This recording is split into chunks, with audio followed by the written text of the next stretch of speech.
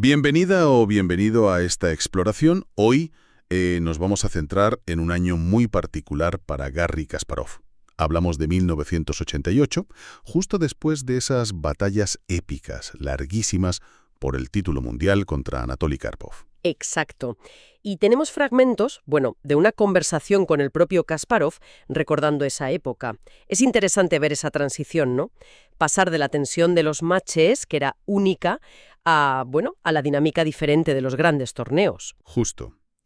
Vamos a intentar desgranar un poco cómo Kasparov manejó ese cambio, esa rivalidad que seguía ahí con Karpov, claro, y también los nuevos jugadores que aparecían. Y sin olvidar, las complejidades y la política del ajedrez soviético de la época. A ver qué sacamos en claro. Porque, terminar esa serie de matches con Karpov tuvo que ser un alivio tremendo, ¿no? Pero claro, enseguida nuevos retos. Ya no era solo ganar a Karpov 1-1. Ahora había que ganar torneos con muchísimos jugadores de élite. Interesante eso del tiempo. Y después de Ámsterdam, el escenario se agranda. Copa del Mundo en Belfort. Ahí ya son 16 jugadores. Un torneo mucho más duro, imagino. Kasparov empezó bien, pero luego... Sí, tuvo altibajos. Empezó fuerte, pero luego tuvo algunas partidas, no tan finas. Y Karpov, en cambio, tuvo un final de torneo impresionante. Sumó 5,5 puntos de las últimas 7 rondas. Una barbaridad. Y le ganó a Kasparov en su partida. Ahí está, la partida clave. La partida clave, sí. Una defensa Grunfeld, además. Un terreno que los dos conocían perfectamente. Y Kasparov, él mismo reconoció que no dio con la tecla, no encontró la mejor continuación en el momento justo. Y aunque Kasparov también tuvo un final muy bueno, creo que 6 de 7, ¿no? Esa derrota le costó el primer puesto, o al menos compartirlo. Se quedó a medio punto. Y además, ¿no hubo algo ahí con Spassky? ¿Una frustración extra? Sí, totalmente. Hubo un momento de mucha frustración para Kasparov, porque Spassky cometió un error, pero un error de esos garrafales, contra Karpov, justo en una partida donde Kasparov necesitaba que Spassky como mínimo hiciera tablas. Y ese error le regaló la victoria a Karpov.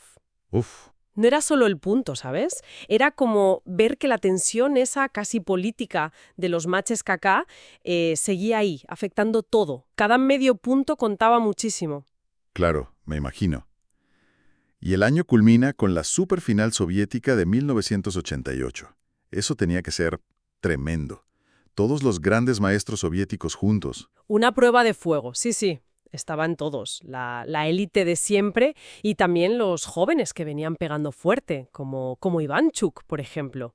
A Ivanchuk, de hecho, Kasparov le ganó con una novedad preparada en la apertura, una de esas sorpresas teóricas que preparaba. Ajá. Pero lo que marcó ese torneo, más allá de lo deportivo, fue el choque con Mikhail Botvinnik, su antiguo mentor, que era el árbitro principal. Con Botvinnik, el patriarca del ajedrez soviético.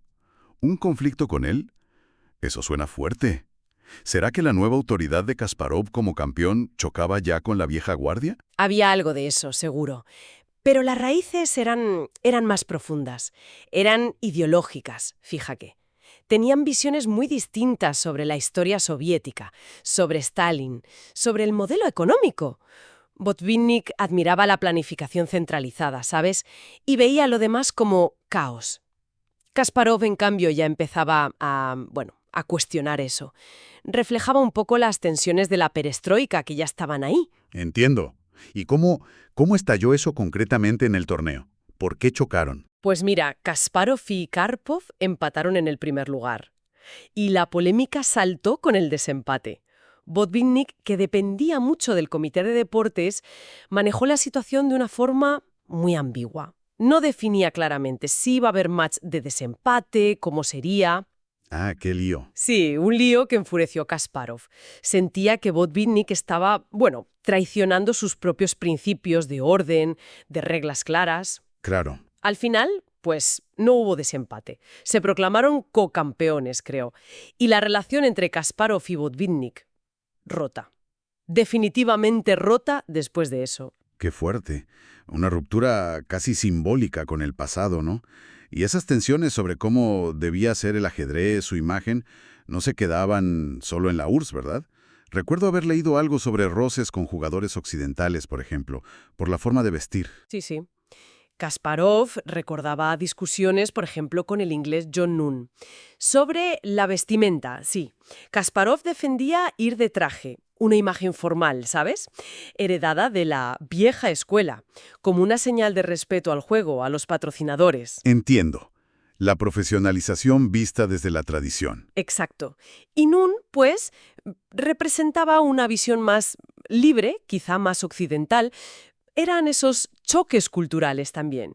Reflejaban la lucha por definir qué significaba ser un ajedrecista profesional en un mundo que estaba cambiando muy rápido. Entonces, si intentamos resumir este 1988, vemos a Kasparov reafirmando su dominio en torneos, sí, pero la rivalidad con Karpov sigue intensísima, la nueva generación aprieta y vive esa ruptura tan dura, tan cargada de política e ideología con Botvinnik. Sí, y lo fascinante, yo creo, es ver cómo ese pequeño mundo del ajedrez soviético, con sus choques ideológicos, las disputas por el control, por la profesionalización, actuaba ya como un espejo, un reflejo de las tensiones y los cambios enormes que estaban ocurriendo en la Unión Soviética con la perestroika.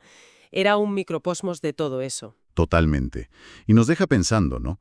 ¿Hasta qué punto esas batallas fuera del tablero, en el 88, esa ruptura simbólica con Botvinnik, esa lucha contra el aparato, terminaron de moldear no solo al Kasparov jugador, que ya era campeón, sino quizás al futuro Kasparov activista político, en un mundo que, bueno, estaba a punto de cambiar radicalmente? Exacto. Una pregunta que, desde luego, da para seguir reflexionando.